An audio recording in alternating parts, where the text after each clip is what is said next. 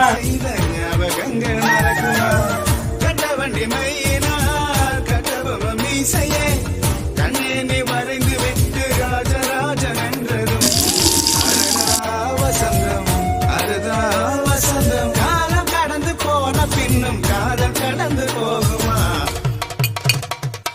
லட்சாவதியே என்ன அசத்திரதியே, லட்சாவதியே என்ன அசத்திரதியே. ராட்சசியோ தேவதையோ ரெண்டும் சேர்ந்த பெண்ணோ